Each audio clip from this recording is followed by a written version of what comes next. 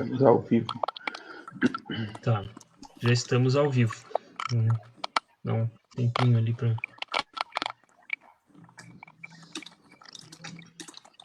Um minutinho para as 8 horas.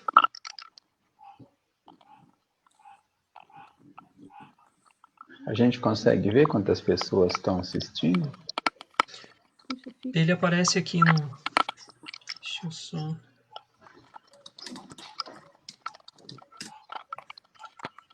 O professor, boa noite, né? Então, Daniel, a gente vai aguardar um pouquinho para dar as 8 horas em ponto, mas somos bastante... Sim, né? Para iniciar em 8 horas regiamente. Temos já 3 pessoas assistindo. Boa noite para todo mundo que já está por aí.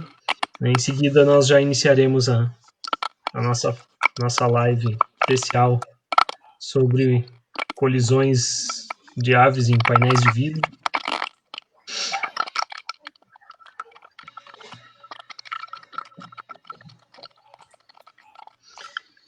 Então, já vamos iniciando, então, 8 horas, né, como nós colocamos, né? Boa noite a todos que estão nos assistindo e que irão assistir em algum momento, né? Nós estamos ao vivo pelo Facebook da Comprema, né? E não, por conta de questões técnicas, não conseguimos estar ao vivo simultaneamente no YouTube, mas esse vídeo será, no máximo, amanhã, ele estará postado na nossa página no YouTube, né? No canal do YouTube da Comprema. Então, vamos iniciando a nossa live. Temos conosco a Patrícia De Brassi, que é atualmente está a nossa presidente da Comprema, né, Associação para Conservação, Conscientização e Preservação da Natureza. Temos o professor Augusto Piratelli, né, Augusto João Piratelli, e o professor Gabriel Bittencourt, né. Eu vou deixar depois, no momento em que cada um deles fizer a sua fala, faça uma apresentação breve, falar aquilo que achar mais pertinente, né. Então, falando um pouquinho, né, sobre... Lembrando, por problemas meteorológicos, o professor Lauro Eduardo Baca, que estaria conosco também hoje, não pôde estar, né, pois ele reside em uma região um pouco mais complicada com relação a sinais de internet, comunicação, e a gente, com o mau tempo, ele teve problemas para estar conosco. Mas, deixa eu posicionar melhor aqui. Então, começando falar um pouquinho sobre a Comprema, né? Acredito que a maioria do pessoal que nos acompanha pelo nosso Facebook e pelas nossas redes sociais já nos viu falar um pouco sobre a nossa associação, e ela surgiu de um anseio de algumas pessoas que foram se unindo com a pressão que nós estamos exercendo com o nosso modo de vida e nosso meio ambiente na nossa região.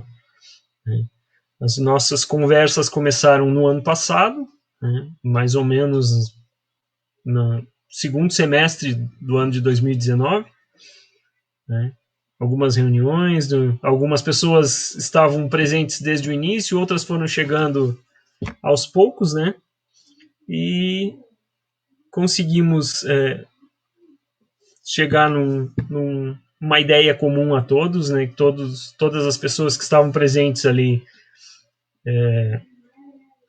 concordaram, e esse ano conseguimos legalmente fundar, registrar a nossa associação, né? E temos a maioria das pessoas residem na região aqui, Balneário Camboriú e Camboriú, né?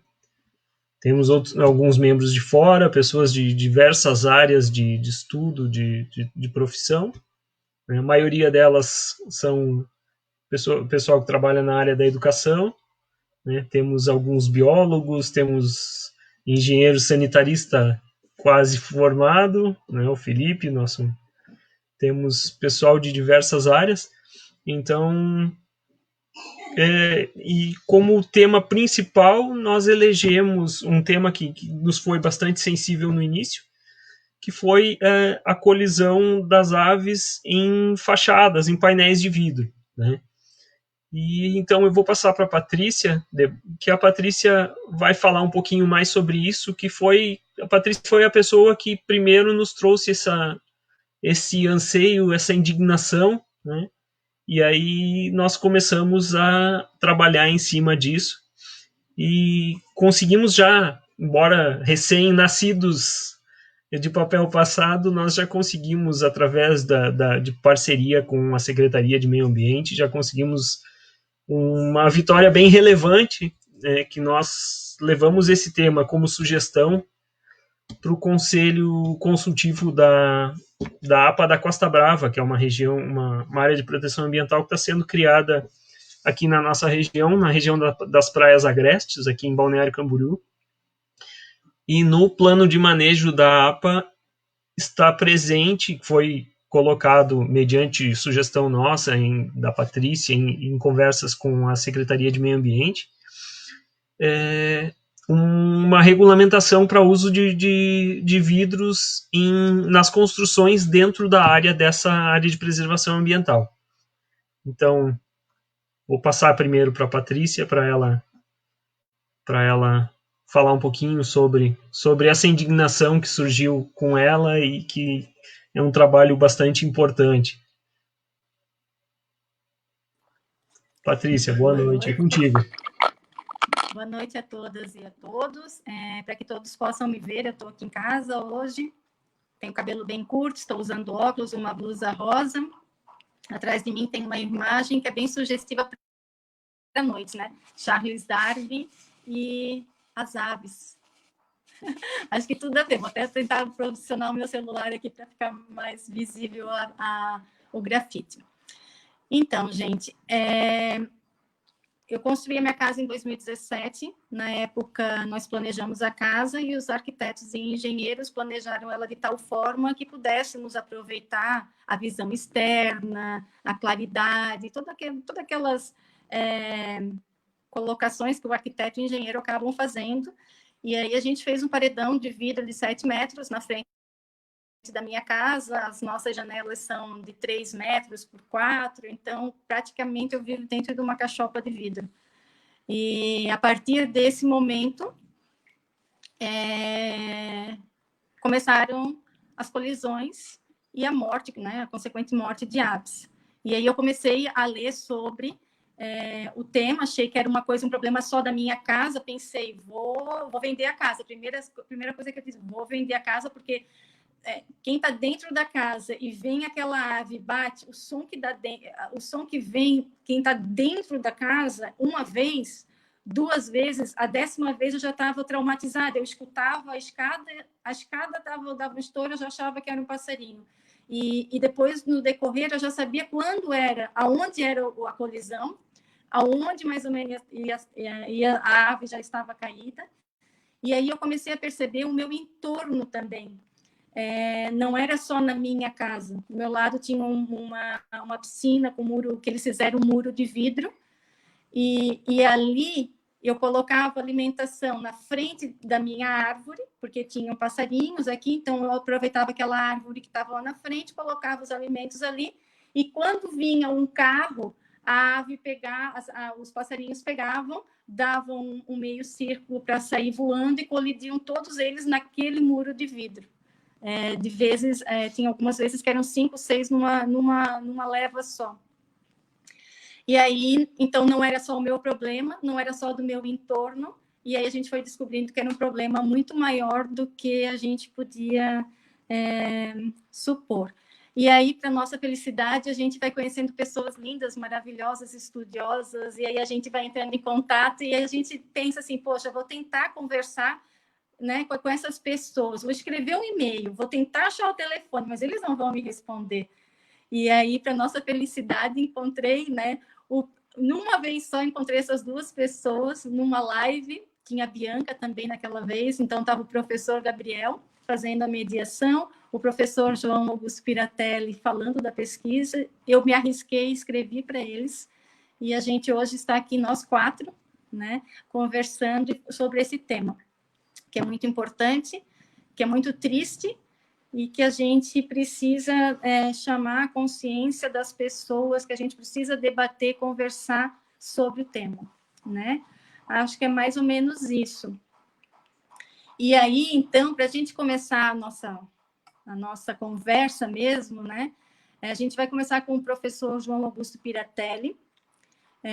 O professor João Augusto Piratelli, ele tem pós-doutorado em ecologia, ele é doutor em zoologia, ele é mestre em ecologia e ele é graduado em ciências biológicas. E tem uma longa caminhada aí na pesquisa, na academia, na educação.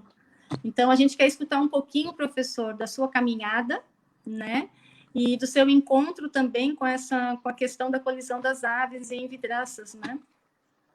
Conta um pouquinho para nós sobre. Muito boa noite, Patrícia, Daniel, Gabriel. Obrigado pelo convite. Eu estou muito feliz de estar aqui com vocês hoje. Eu me sinto bastante honrado por poder estar contribuindo com uma causa tão importante, que é mobilizar, motivar as pessoas, chamar a atenção das pessoas para um problema que está assim no nosso dia a dia e que a grande maioria das pessoas, não é só no Brasil, mas no mundo todo, a grande maioria das pessoas não se dá conta. Não é que não se importa, é que simplesmente não se dá conta. Né? Mesmo eu, como biólogo, até alguns anos atrás, eu também não me dava muito conta. Eu via um passarinho morto aqui, acolá, na vidraça, ficava curioso, mas nunca me dei assim, ao trabalho de pesquisar muito, até algum tempo atrás.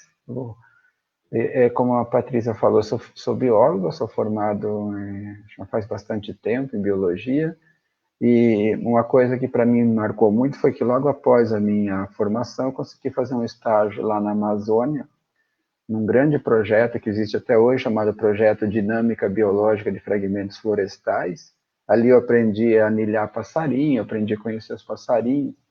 Então aquilo me abriu assim, muitas portas e me instigou muito a seguir nessa carreira, mais focando assim, em ecologia. Aí parti para um mestrado, doutorado, tive a oportunidade de fazer um pós-doutorado também.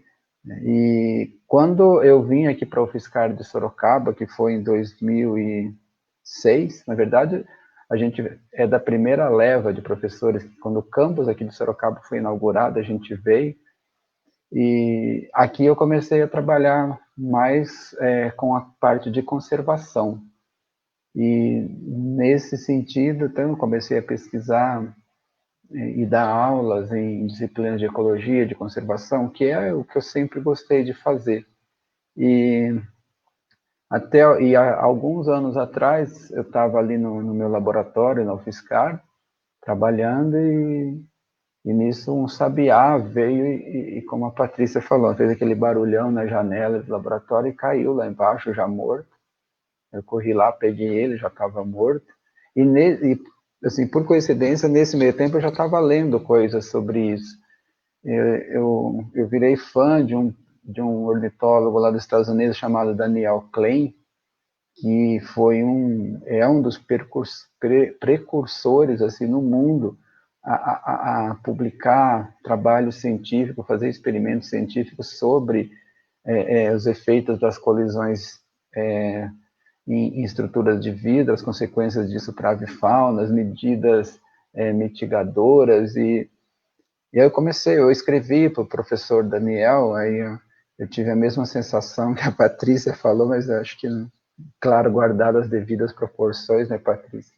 Eu acho que a gente tem que ser muito acessível a todos nós, né? Acho que não tem muito isso de, será que ele vai responder? E eu escrevi lá para o professor Daniel, que eu estava interessado, e ele respondeu uma carta, um e-mail muito simpático, se colocando-se à disposição para ajudar a gente e tal. Eu continuei lendo os trabalhos dele, a gente começou a fazer uns experimentos pilotos lá no UFSCar, E até então a gente via o pessoal colocando nas janelas aquelas silhuetas de aves de rapina, e aqui e acolá, assim, sem muita, como diria, o pessoal simplesmente colocava, né? A gente até achava texto dizendo que, isso daí resolve.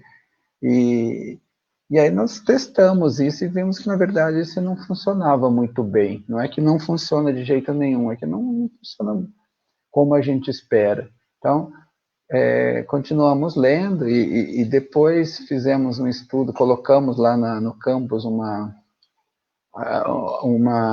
uns adesivos com bolinhas, né, e espaçadas, cobrindo toda a área da janela, da vidraça, e nós vimos que isso funciona muito melhor. E conforme a gente já tinha visto na literatura, e aí hoje a gente consegue, assim, então me chamou muita atenção nesse meio tempo, primeiro, como que esse problema não foi, assim, como que ainda tanta gente, né, e eu me coloco nesse tanta gente, demorou tanto tempo para perceber que isso é um problema tão grave. Se o pessoal lá dos Estados Unidos já percebeu isso bem antes da gente, lá eles têm grupos muito organizados, né? Hoje nós estamos vendo, felizmente, no Brasil, pessoas como vocês, engajadas na causa, motivando pessoas, levando esse conhecimento. Acho que uma das maiores felicidades da gente que está na universidade é quando a pesquisa que a gente faz chega ao grande público, principalmente a gente que é de universidade pública, né? Você vê que o que a gente está fazendo está, de alguma forma, ajudando o grande público, está contribuindo para ajudar a proteger a natureza, para proteger a biodiversidade, na prática, né? Seja através de mobilização das pessoas, ou seja, colaborando aí com a criação de políticas públicas. Então, para nós é um prazer enorme poder estar tendo uma participação assim pequena, mas poder estar participando. Eu acho que o grande mérito são essas pessoas como vocês que levam esse conhecimento, engajam, mobilizam pessoas, porque a academia tem a sua função de fazer pesquisa, produzir ciência, né, e para que a gente colabore nas tomadas de decisões baseadas em ciência, para isso que a gente está aqui. Mas a grande felicidade nossa é ver as pessoas se mobilizando e multiplicando esse conhecimento numa linguagem fácil, compreensível, e que realmente atinge as pessoas. Tá? Então, acho que como uma fala introdutória, mais ou menos isso que eu queria falar, a gente segue aí conversando, tá? Mas, mais uma vez, vou agradecer muitas vezes, muito obrigado por ter me convidado. Nossa, nós é que temos que agradecer a possibilidade de depois destrinchar um pouco mais essa pesquisa e os resultados, mas com certeza já estou aqui com a caneta e com o papel na mão, anotando várias coisinhas, né? Porque para nós eu acho que isso também é importante. A gente tem hoje essa transmissão ao vivo, conversando com vocês, também tirando muitas dúvidas, trazendo para o nosso contexto aqui de Santa Catarina, de Balneário Camboriú, o conhecimento de vocês, que é isso que a gente quer gravar também, né? Deixar essa transmissão aqui gravada para depois também utilizar toda essa imensidão aí de conhecimento para a gente ir também divulgando ainda mais. Dani, tu apresenta aí o professor Gabriel para ele fazer a fala introdutória? Claro. E complementando um pouco o que a Patrícia comentou, nós até na Comprema nós desenvolvemos já alguns trabalhos, né? Como a gente comentou, tentamos como instituição, tivemos algumas em parceria tivemos uma recepção muito boa até dos órgãos ambientais municipais aqui, tanto da Fundação de Meio Ambiente aqui de Camboriú, quanto da Secretaria de Meio Ambiente de Balneário, né, que nos deu essa abertura, nos atendeu sempre muito bem, né, e nós tivemos essa questão ali na APA da Costa Brava, né, uma sugestão nossa que acabou em parceria com a secretaria sendo acatada. Nós tivemos também desenvolvemos um documento ambiental, uma carta ambiental, né, que conseguimos entregar para todos os candidatos a prefeito aqui na região, com são 42 pontos falando sobre toda a gestão, tudo que nós achávamos pertinente ao meio ambiente, né, incluindo o nosso tema de hoje, entre diversas outras coisas, né, e todo o trabalho, tudo que a gente tem desenvolvido como associação, a gente deixa como público, né, bem como o professor Piratelli falou, a gente traz um pouco do conhecimento da academia, né, porque a gente buscou isso para desenvolver esses trabalhos, e a gente, isso está público, assim como esses vídeos, os documentos que a nossa associação, que a Comprema está produzindo. Eles, a Carta Ambiental mesmo, as pessoas vieram nos perguntar se poderiam compartilhar, copiar, usar alguma coisa dali. Tudo que a gente desenvolver aqui, o que a gente quer mais é que seja feito isso mesmo. Como eu brinquei com uma pessoa que conversou comigo, pode plagiar à vontade, porque a gente não... Nossa intenção é de que o conhecimento voe, né? Que chegue ao maior número de pessoas possível. Então, vamos passar agora para o professor Gabriel César Bittencourt. O professor Gabriel é formado em Ciências Físicas e Biológicas, né? Tem especialização em Educação Ambiental, atua como biólogo, ornitólogo e ambientalista, né? Então, eu vou passar a palavra para ele, para que ele faça a sua fala. Bem, em primeiro lugar, eu quero agradecer a oportunidade de estar aqui, é uma felicidade estar com vocês. Infelizmente, falando de um tema que nos preocupa a todos, né? Um tema extremamente importante. Como fez a Patrícia, eu quero me descrever para quem apenas ouve. Eu estou aqui com a camiseta preta, óculos, um cabelo pandêmico, né? Assim, sem cortar, sem corte. É minha esposa que corta meu cabelo de vez em quando. Lá atrás, no fundo, tem umas fotos que eu fiz de algumas aves que tem ocorrência aqui na região. E eu moro já há algum tempo num condomínio de chácaras em Mairinque. Morei muito tempo em Sorocaba, mais de 30 anos. Fui vereador lá por 12 anos, né? 3 mandatos consecutivos. Lecionei desde o ensino fundamental até a pós-graduação.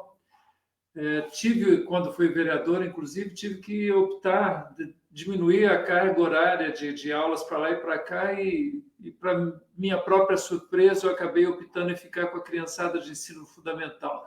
Adorei lecionar para essa turminha, eu lecionei muito tempo, e depois acabei tendo que abrir mão das aulas por conta da atividade parlamentar, que a despeito das pessoas não valorizarem muito as câmaras municipais, a atividade dos vereadores e vereadoras, ela é fundamental para o município, né? No sentido de normatizar as ações que regem a vida cotidiana em cada município, né? Mas mudei para cá, para Mairingue, e moro num condomínio que é considerado um dos maiores da América Latina, condomínios de chácaras. Ele tem uma quantidade de mata aqui, corredores muito expressivos, o que permite uma abundante vida animal. Aqui em casa, aqui vizinho de casa, já passou onça parda, jaguatirica, né, pacas e, sobretudo, a avifauna. Eu não lembro exatamente o número, mas a ordem de grandeza, assim, se a gente for pegar o Wikiaves, Mairinque deve ter assim, em torno de 190 espécies de aves registradas. Aqui, só aqui a gente já registrou fotograficamente cerca de 180. Então tem uma quantidade de aves muito grande. E é uma das minhas paixões, desde pequeno, né? Desde as minhas Minas Gerais, lá que eu estou acostumado a ver essa coisa, a conviver com aves. No começo, até de uma forma muito negativa, porque quando eu era pequeno, a coisa mais comum era você ver a criançada saindo de manhã com alçapão, estilingue, né, voltando com um passarinho morto ou preso, e os adultos até achando, oh, matou quantos, hein? Ah, que legal, que bom, né? Ah, onde você pegou aquele canarinho?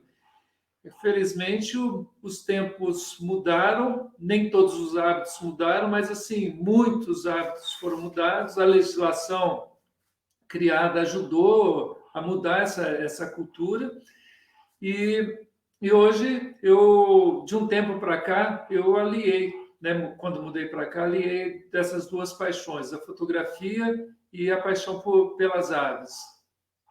Só que, agora, muito recentemente, eu acabei me deparando com uma situação de conflito aqui, né? Aqui, então, é um condomínio de chácaras, com uma mata exuberante, e, de repente, por uma certa moda, os arquitetos, nas novas construções, começaram a colocar paredes, muretas de vidro na frente das casas.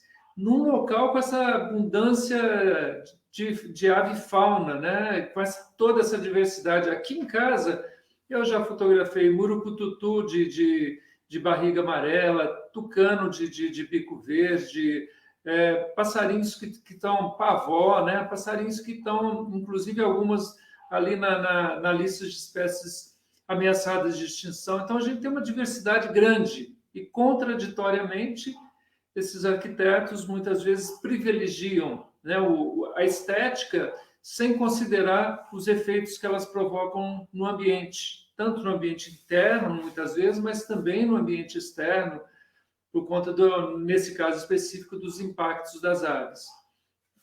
E aí, assim, a primeira atitude minha, na época eu era diretor de meio ambiente da associação, foi fazer um vídeo divulgando essa situação. E isso provocou até algumas atitudes positivas. Como disse o professor Piratelli, muita gente não tem ideia de que isso acontece. Então, vai fazer uma casa e tal, e nesse caso, achou bonito colocar uma parede de vidro lá e coloca, e não tem noção dos impactos. E aí tive contato com esse estudo do professor Piratelli lá na universidade, a gente divulgou bastante aqui, e a gente começou a ver algumas medidas mitigadoras acontecendo. E até por ideia da Patrícia, uma coisa que a gente fez também, assim, vamos fazer um vídeo divulgando essa história. E com a ajuda até de um amigo, um ator bastante conhecido nacionalmente, o Paulo Betti, a gente fez um pequeno vídeo, meus filhos que produziram, né? Foi uma coisa bem caseira, minha filha roteirizou, ele editou, eu gravei em frente a uma das casas.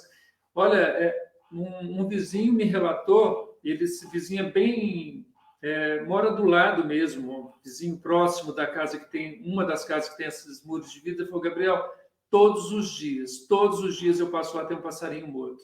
E aí eu comecei a ir a pé para esse lugar, que é um pouco mais distante, e, de fato, todo dia. Aí fiz esse vídeo lá na frente. Esse vídeo acabou chegando até a TV Senado, né, que fez uma matéria especial sobre isso. E eu acho que, então, assim, a gente começa a dar esses passos importantes, ao que referiu o professor Piratelli, né, que, assim, sair das pesquisas importantes dentro dos muros da universidade para ganhar espaços públicos de debate, que uma das aspirações que a gente tem é que isso, inclusive, tenha reflexo nos parlamentos, né? No sentido de normatizar o uso dessas estruturas envidraçadas. Eu acho que quem vê alguns vídeos, alguns debates sobre isso, normalmente aparece, por exemplo, em Brasília, o prédio da PGR, né, a Procuradoria-Geral da República, que é totalmente envidraçado, né, de tudo quanto é lado, e diz que a mortandade ali é uma coisa absurda. Então, eu acho, e aí assim finalizo essa minha introdução, dizendo da importância da gente estar aqui conversando sobre isso e divulgando isso, porque o princípio de tudo para a pessoa tomar uma atitude positiva nesse campo é saber dos impactos, em primeiro lugar, e conhecer as medidas que pode tomar para evitar, né? Porque, assim, muitas vezes a pessoa construiu, tá lá, tem uma estrutura de vidro, e o que eu vou fazer agora? Está aí, né? Não, tem alternativas, e aí vem a experiência, a pesquisa da academia para contribuir e mostrar que a gente pode fazer alguma coisa e deve, né? Mais uma vez, obrigado pelo convite. Nós agradecemos também. Professor Piratelli, na pesquisa que o senhor acabou falando, né, que o senhor e a Bianca, ali, vocês desenvolveram, o senhor falou da questão da imagem da ave de rapina, ou daquela de uma imagem, né, de uma barreira visual, de uma pista visual colocada no vidro todo, e vocês fizeram ali, usaram círculos, né? Eu não lembro se o senhor comentou da medida e do espaçamento entre esses círculos, como ele evitou ou não, como ele mitigou, né, a questão das colisões. E eu lembro do senhor ter comentado também, ou eu ter lido, não sei, o desdobramento dessa pesquisa para depois, assim, né? Então, a metodologia que vocês acabaram usando, o que vocês pensam para o segmento dessa pesquisa mesmo? Bom, a gente começou, na verdade, com um trabalho com uma outra ex-aluna nossa, a Thaís Brisque, que inclusive agora ela está em Santa Catarina. E nós pensamos o seguinte, bom, o que a gente vê aí por aí, né?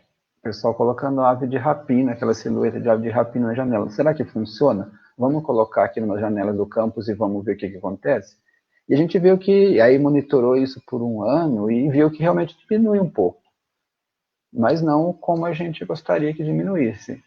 E aí depois veio a Bianca, e aí eu sugeri para ela, vamos continuar, vamos testar outra coisa agora, vamos colocar esses adesivos circulares e vamos comparar.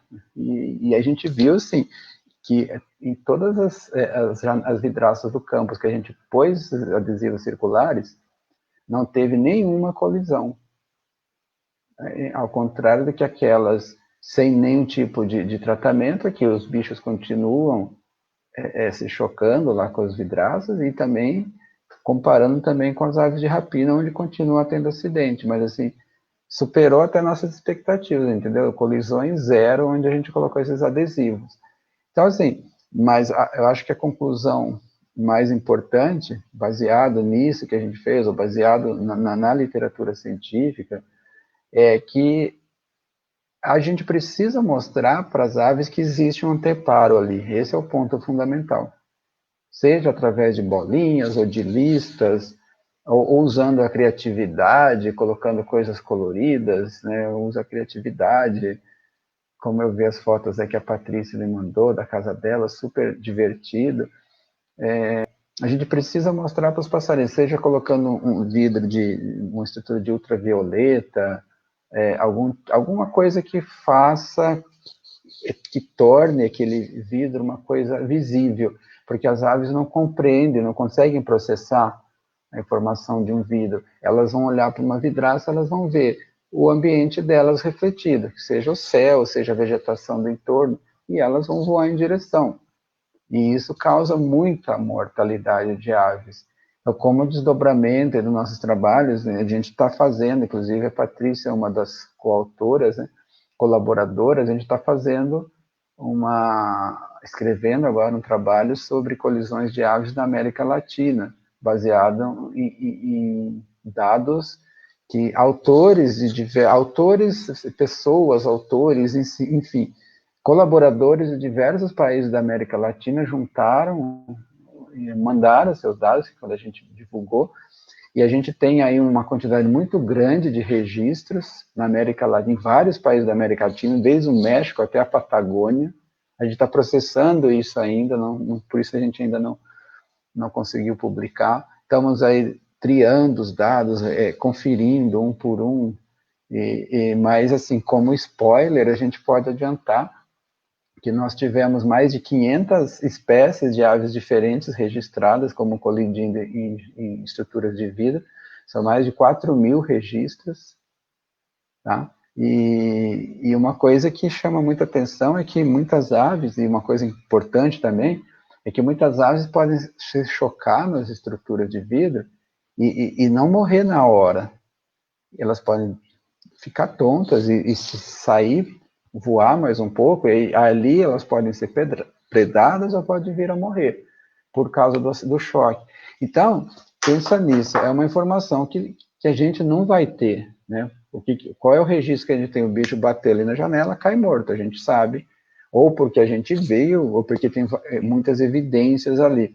Mas e aquele bicho que se choca na janela e vai embora? Esse a gente não tem informação. E é uma quantidade muito grande também, né? Então, talvez o número de acidentes com aves pode ser muito maior do que a gente sabe. Talvez esteja subestimado, por mais nos Estados Unidos lá e Canadá, eles têm estimativas lá de 1 bilhão de aves morrendo por ano, ou colidindo, pelo menos, estruturas de vidro por ano.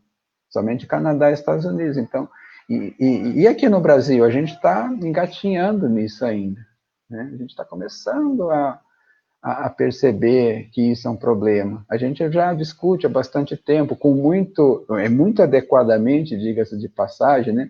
A gente já discute cidades mais eco-friendly, né? Cidades que sejam menos mortais para a biodiversidade, que tenham mais áreas verdes, que tenham uma qualidade de ar mais pura, que use matrizes energéticas mais limpas, mas a gente ainda não incluiu essa questão de ter um vidro mais amigável como parte desse pacote aí de cidades ecológicas, digamos assim, né? Então, por isso que eu digo que a gente ainda está nos primórdios disso aqui ainda na América Latina, engatinhando com relação a isso, e temos muito trabalho para fazer aí pela frente. Não é coisa só do Brasil, toda a América Latina. Temos aí algum pessoal estudando ou produzindo, ou gerando resultados no México, e alguns grupos na Costa Rica, um pouquinho na Colômbia, mas são coisas assim muito pontuais ainda. Nós precisamos ainda fazer muito barulho, no bom sentido, né, de tornar isso uma coisa mais evidente, que isso seja incorporado também como uma pauta, como é hoje a questão de emissão de carbono. Vai chegar um dia que a gente tenha esse assunto aí de colisões de aves envidraças como uma pauta no mesmo pé de igualdade como essas outras coisas tão importantes, né? E felizmente a gente teve já um avanço maior, né, nesse sentido. Porque isso também afeta a gente, né? Depois eu vou falar mais, mas proteger as aves de acidentes contra as vidraças, isso repercute na gente também. Isso a gente também tem um retorno muito importante quanto a isso, que depois a gente pode explorar mais ao longo da conversa.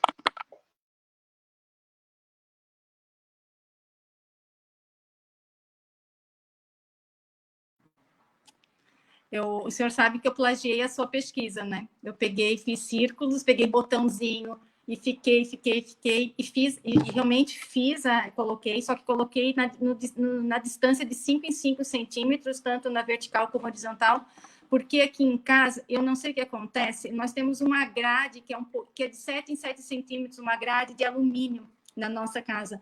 E o beija-flor, a maioria dos passarinhos, eles passam, eles aprenderam a passar entre as cercas, e eu tinha colocado um espaçamento maior, de 10 em 10. E daí os beija-flores tentavam passar entre os dois círculos. Aí eu diminuí, eu acho que já está uns 2 meses o círculo, né? Que eu tinha feito outros, mas não o círculo colocado.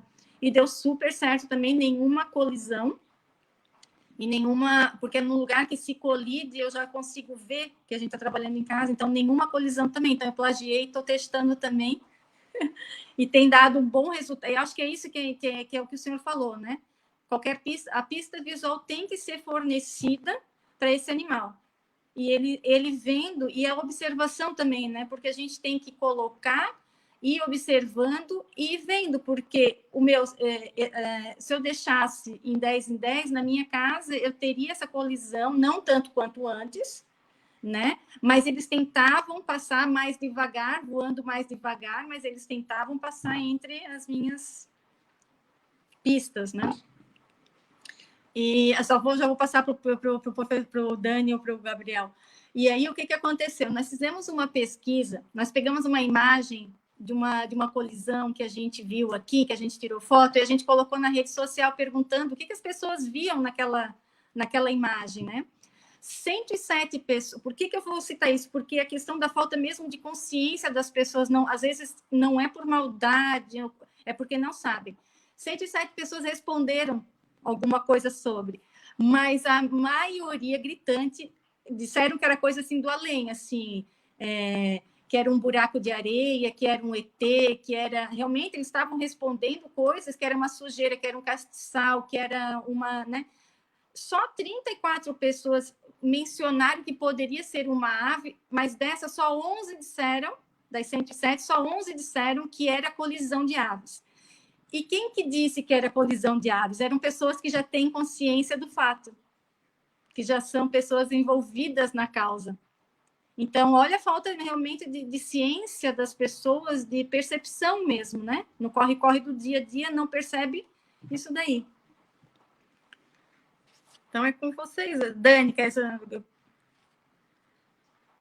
Só completando rapidinho, na verdade, a nossa pesquisa é feita para ser reproduzida, não, a gente fica ao contrário, ficou muito feliz que ela está sendo reproduzida. Acho que esse é um objetivo assim, fabuloso para a gente. Tá? Então, até uma questão do que a Patrícia falou é que a maior parte das nossas cidades, né, das povoações em que a gente vive, elas estão em locais que já foram florestas, já tiveram ambientes naturais. E o pássaro, muitas vezes, ele está habituado àquele local, né? A região aqui onde a gente mora, principalmente, que tem se desenvolvido essa questão da construção civil, ela, um terreno que anteriormente tinha árvores e que poderia ser usado como um ponto de parada, né, para o próprio animal seguir o seu caminho, hoje em dia ele tem uma fachada de vidro, e para o animal aquilo ali é a continuação do ambiente dele, como o professor Piratelli falou, né? Então, e é bem característico, eu trabalho em um prédio em Florianópolis, e a janela fica para o lado, tem uma área de preservação ambiental, de um manguezal na ilha de Florianópolis, tem uma janela que fica voltada para esse lado e como a ave tem a gordura que protege as penas, né, eventualmente a gente chega lá, agora com a questão da pandemia, a gente está trabalhando em revezamento, eventualmente abre a persiana, tem né, ali tem muitos pombos, até por causa do próprio prédio ter uma marquise e eles se abrigarem ali. Tem vezes que, há um tempo atrás, eu acabei perdendo a foto, tinha um pombo desenhado na janela, assim, por causa do choque do animal, né? É muito, muito característico isso. Só que como não é uma coisa que sensibiliza muito as pessoas, bem como a Patrícia comentou dessa foto que ela, né, colocou nas redes sociais ali e fez essa pesquisa, né? Poucas pessoas deram conta que poderia ser uma ave e que realmente era uma ave, né? Porque não é, o animal muitas vezes não está ali no local, como o professor Piratelli falou, né? Ele se fere, mas ele acaba indo embora de alguma maneira, ou outro animal preda ele e tira ele do local, ou em condomínios, até muitas vezes a própria equipe de limpeza vai lá e retira aquele animal do local, então as pessoas não veem o animal morto, elas veem uma mancha no vidro, né? Eu tenho uma pergunta, vou passar, antes de passar a palavra para o professor Gabriel, que é bem interessante, da Camila, que está nos assistindo. Ela fez uma colocação, uma pergunta: qual o caminho que poderia ser utilizado para abordar e convencer as pessoas a abrirem mão da estética e identificarem esses vidros? É um tema bem, bem interessante, né, que a gente pode conversar. Então, professor Gabriel, lhe passo a palavra. Eu vejo a coisa em dois caminhos básicos, né? Primeiro, assim, como disse no começo, reforçando o que o professor Piratelli disse, a maior parte das pessoas não conhece os efeitos dessas estruturas de vidro, né, na avifauna, os impactos que isso provoca. E eu medi isso muito bem aqui onde eu moro, né? Porque assim, você mora numa área de mata, numa área de uma diversidade grande de avifauna, todo mundo acha lindo, todo mundo acha legal, e de repente você mostra que, olha, o impacto que essas estruturas estão causando é muito sério. E muita gente despertou para isso, né? E eu vi algumas medidas serem tomadas. Essa casa que eu me referi no começo, que é onde havia uma morte praticamente diária, a pessoa colocou um adesivo como se fosse um vidro jateado, faixas assim, largas, e nunca mais eu vi, nem o vizinho viu mais aves mortas ali. Quer dizer, ela deixou porque aquele vidro ele não era... o problema dele não era o reflexo de mata na frente, porque ele dava de frente para uma rua, era a transparência que era o grande problema. E ali se evitou a transparência, né? Então, foi uma atitude que a pessoa tomou pela consciência que adquiriu. Então, isso eu acho que é um ponto importante, né? Agora, a consciência ela tem que ser alinhada, ou ela tem que estar junto com o conhecimento da alternativa. E aí vem o papel da universidade, né? Mostrando que alternativas a pessoa tem. Vai tirar aquela estrutura, jogar fora? Não, você pode ter algumas alternativas. E o outro campo da atuação, que eu acho que é uma coisa que a gente busca também, porque, aliás, antes desse outro campo, também um outro lado, e a minha esposa dá aula na faculdade de engenharia, ela estava pensando até nisso, de levar alguns desses vídeos, alguns desses encontros que a gente tem feito para a faculdade de arquitetura, né? Porque são esses profissionais também que têm que conhecer os impactos que muitas vezes o padrão estético vigente provoca, né? E nessa medida até buscar uma alternativa estética mais adequada e já prevendo o que pode acontecer. Então, se antecipando ao fato. Então, essa é uma vertente. E a outra vertente também é a vertente do ponto de vista da normatização, que se faz muitas vezes através de legislação. E isso acontece, eu vou usar uma ilustração aqui de um fato que, me desculpa, mas me orgulha bastante.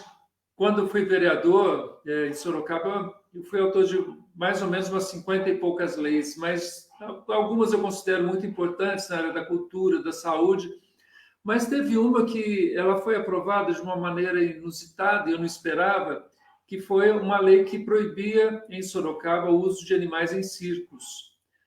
Né? Ela foi A gente discutia, eu e alguns vereadores, como é que a gente normatizaria, como é que a gente regraria o uso de animais em circos. E essa discussão se prolongava até um certo momento que eu falei assim, mas como, né? Não tem norma, você não pode explorar um animal assim. Inclusive, na época em que eu me refletia sobre isso, Sorocaba recebeu um circo que tinha um hipopótamo. Você fala, como é que você normatiza o uso de um hipopótamo no circo? O tanque tem que ser desse tamanho, daquele tamanho? Não pode, né?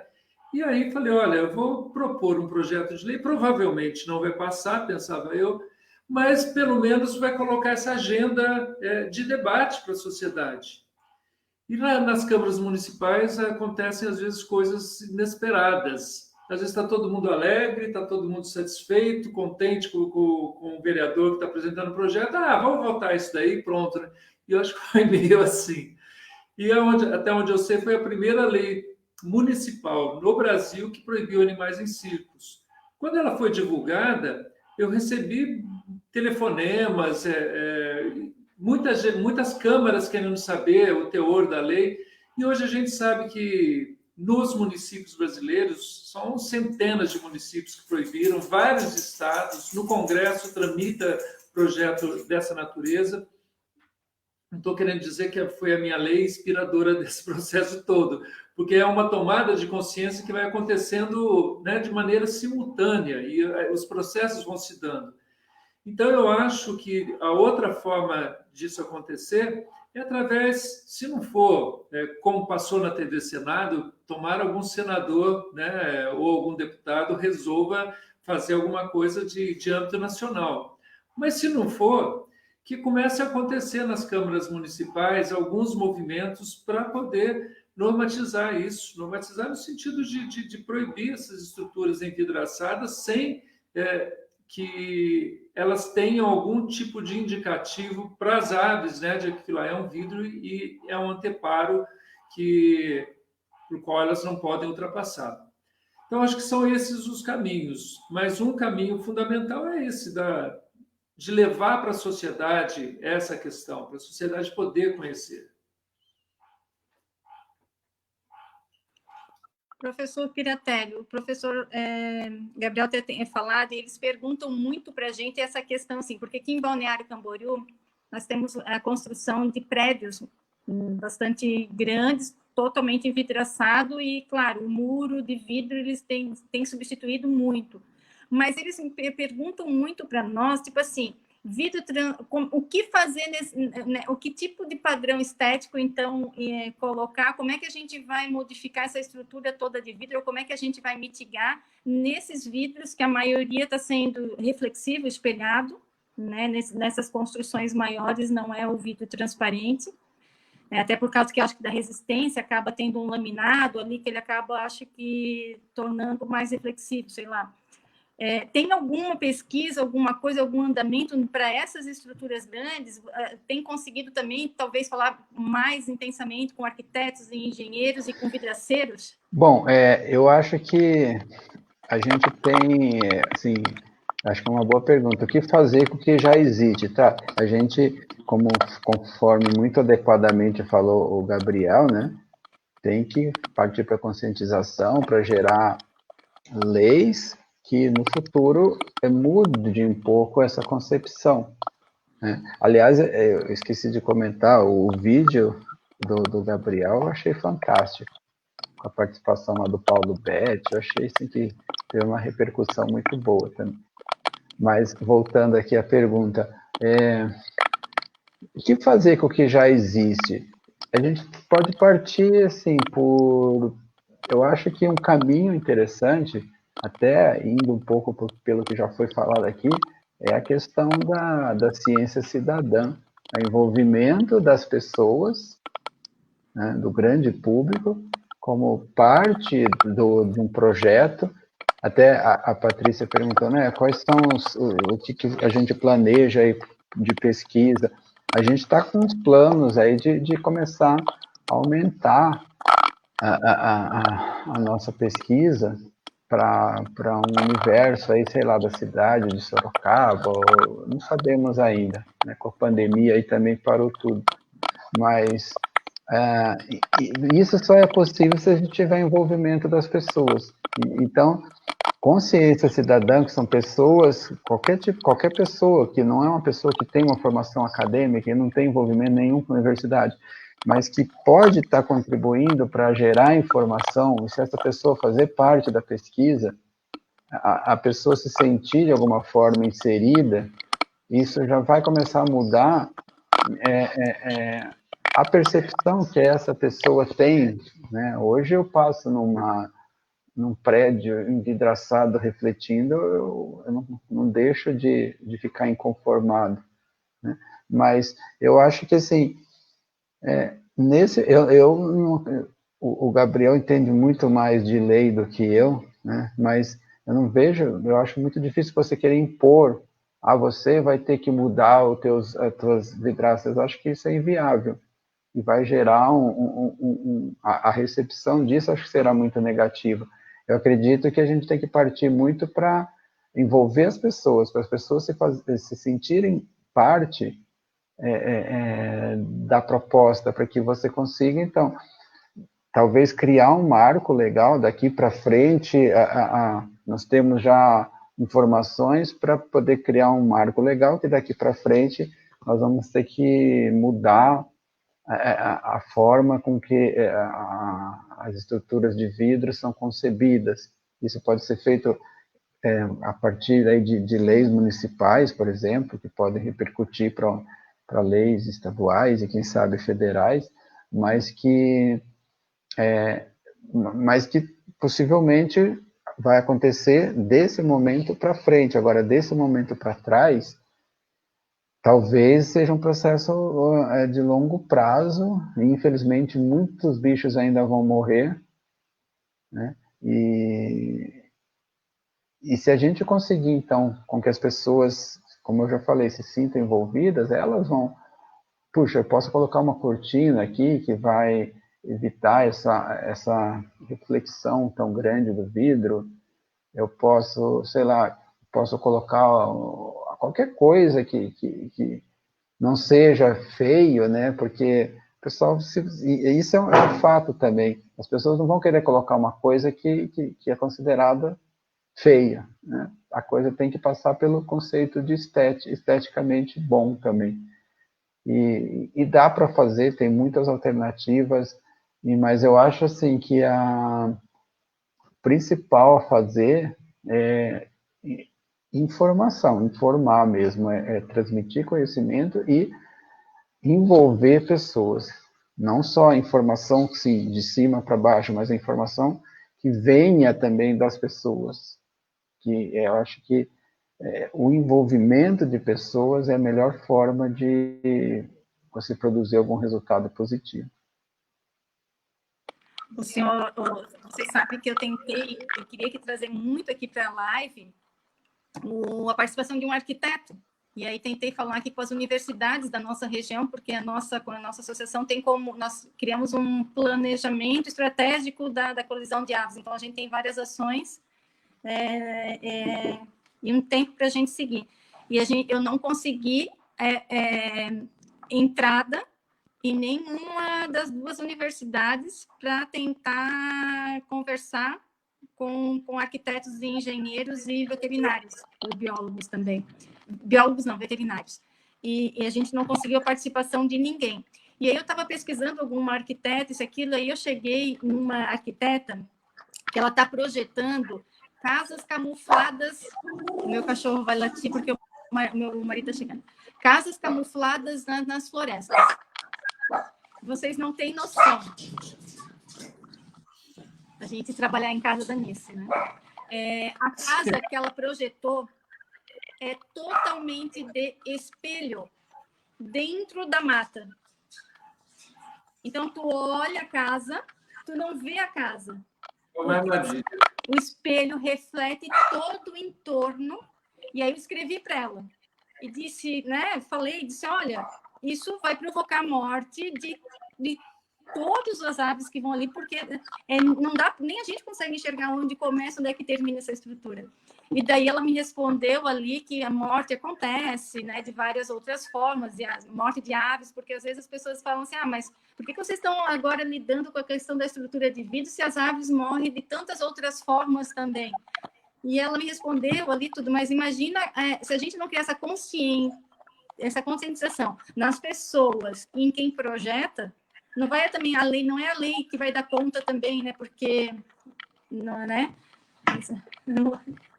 É bem intenso isso. Posso falar uma coisa? Primeiro, assim, eu compartilhei no meu Facebook, tem uma amiga que trabalha no Santuário de Grandes Primatas, ela está falando assim, vocês estão de parabéns, eu mesmo não sabia sobre esses vidros, gostaria de aprender como evitar essas colisões. Então, assim, é um testemunho de o quanto que as pessoas não sabem, né? E gente, muitas vezes, que tem toda a paixão, amor pela natureza, pelos pássaros, de uma forma geral. Tem aqui a Adriana comentando também, Silvia, quer dizer, tem muita gente que tem interesse por esse tema. Eu, apesar de ter sido legislador por 12 anos, eu não acredito também que tudo se resolva por lei. Como disse o professor Piratelli, de repente não dá para você obrigar a pessoa a falar assim, agora você vai ter que colocar uma fachada assim, assim, assada e pronto, e a pessoa não vai se submeter a isso, né? E a gente não tem mecanismos, muitas vezes, de fiscalização para que uma lei, de fato, ela possa ser cumprida. Por outro lado, quando você coloca, e aí vamos para o lado da conscientização, quando você coloca, por exemplo, para os arquitetos, de uma forma geral, uma determinada demanda, a criatividade ela aparece. Se você não tem alternativa agora adequada, com certeza isso lá vai aparecer. Existe, só para lembrar também, para grandes estruturas talvez, tem uma empresa alemã que desenvolveu um vidro, né, com laminado de um tratamento de ultravioleta que não atrapalha o padrão estético, né? Ele é um vidro comum, mas as aves identificam aquilo lá como uma barreira.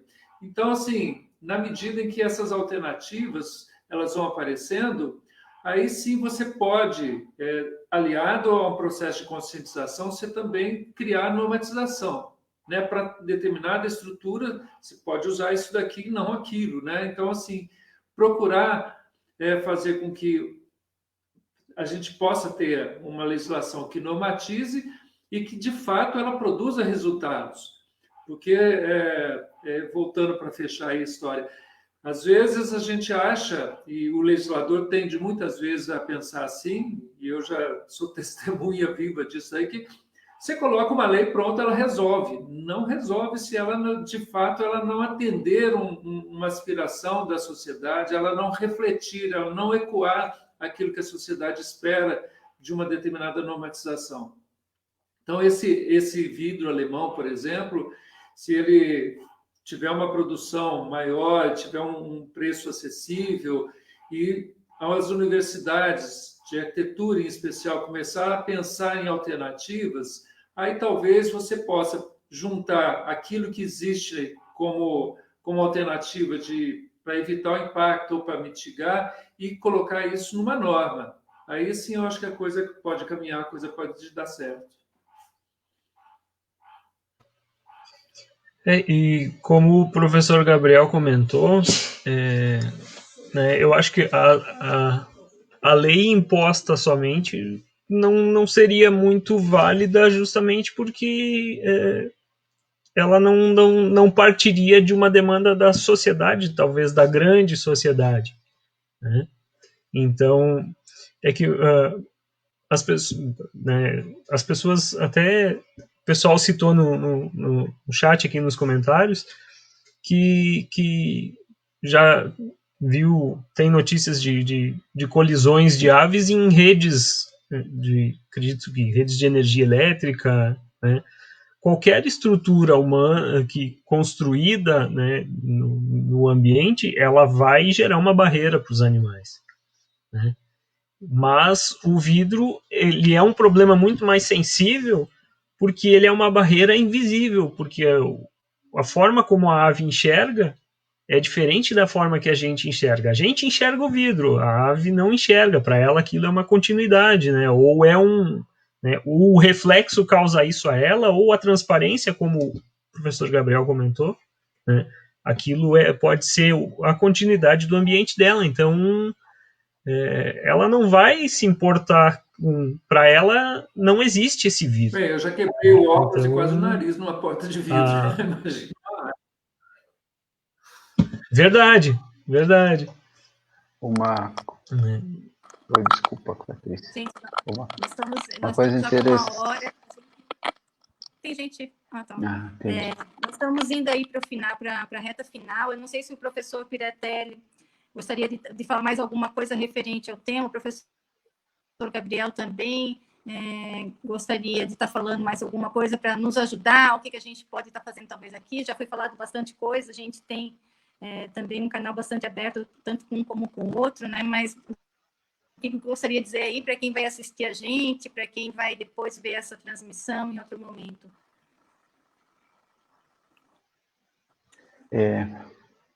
Eu gostaria de acrescentar, tá bom.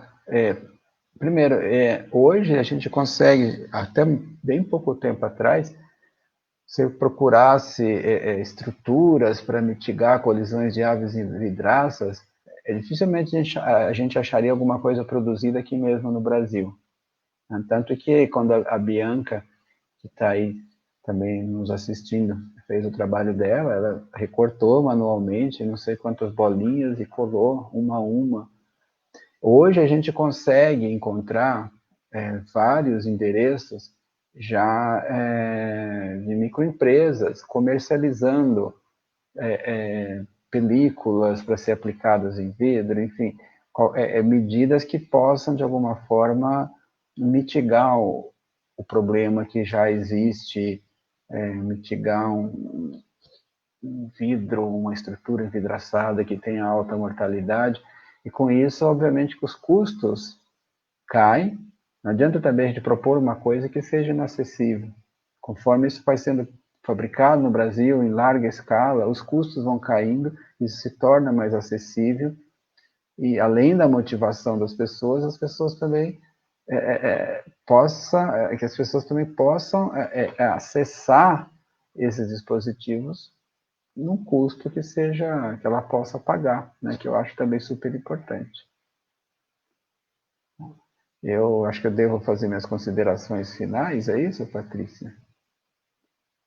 Então, eu gostaria de agradecer de novo, pessoal, pelo convite e gostaria de dizer que esse assunto aí de colisões de aves vidraças, grande mortalidade de aves, né, que eu falei no começo, atinge diretamente a gente, porque a gente não pode esquecer, uma coisa que eu sempre gosto de falar, é que as aves são provedoras de inúmeros serviços ecossistêmicos, que são aquelas funções que elas desempenham no ambiente e que beneficiam a gente. Nós temos aí passarinhos comendo toneladas de insetos todos os dias, seja pernilongos, carrapatos, muriçocas, insetos e artrópodes de uma maneira geral, né?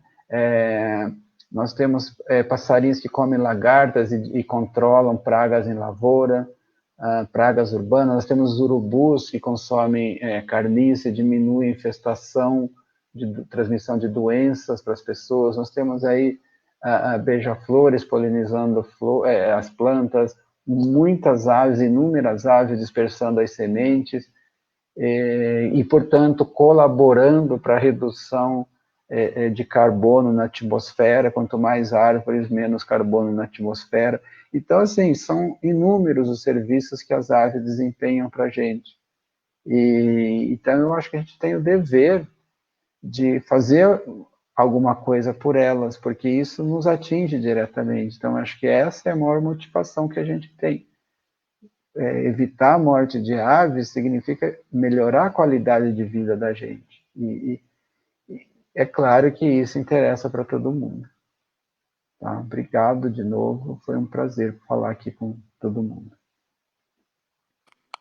Além de todas essas coisas que o senhor acabou colocando da função das aves no nosso planeta, né, professor Gabriel? Nós temos aí que elas podem gerar renda também, né? Pode aí ter, né, o senhor fotografa, né? Tem muita gente que faz aí observação de aves também.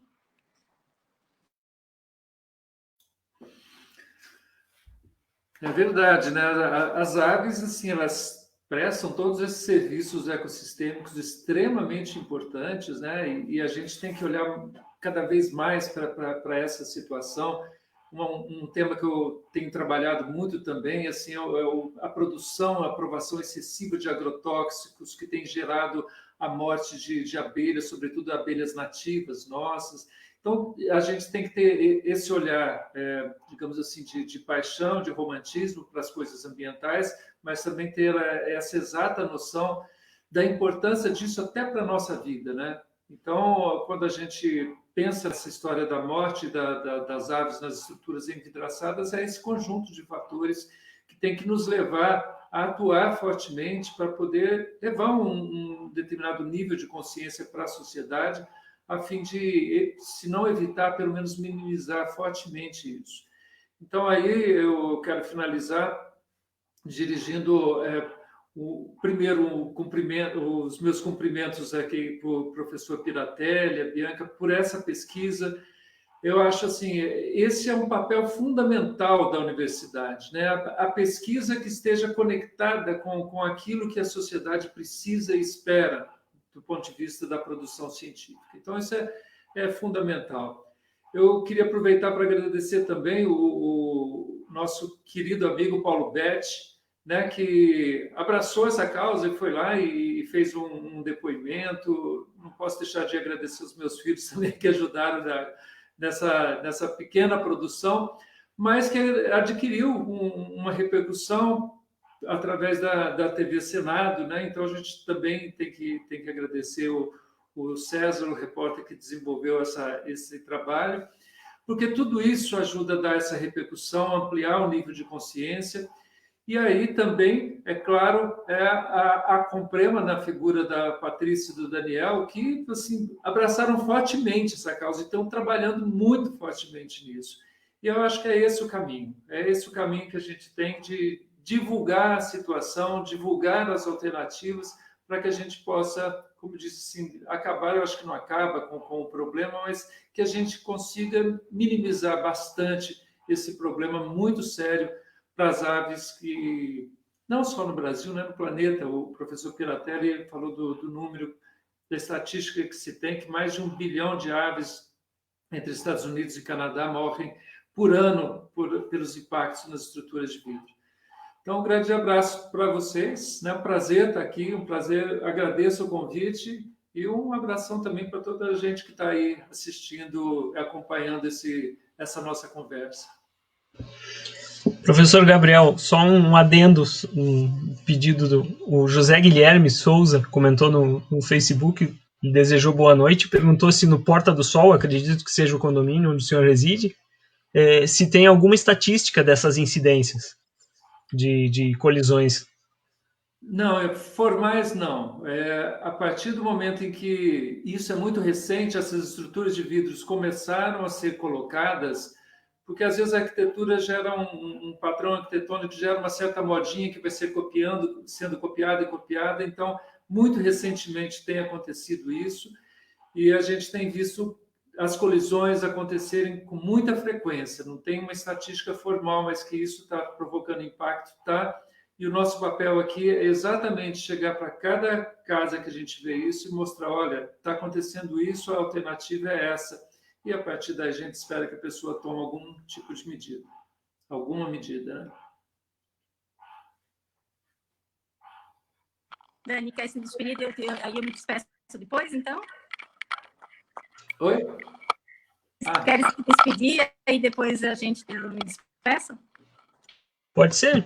Então, gostaria de agradecer, né, ao professor Gabriel, ao professor Piratelli, por dividirem esses conhecimentos conosco, né, por nos auxiliarem nessa caminhada, porque como difusão de conhecimento, como o professor Piratelli comentou, como o professor Gabriel também, e como incentivo com o seu exemplo, né, porque vocês também trabalham com esse tema há bastante tempo, e é um tema que o exemplo de vocês nos ajuda muitas vezes a seguir, a encontrar o direcionamento para seguir, né?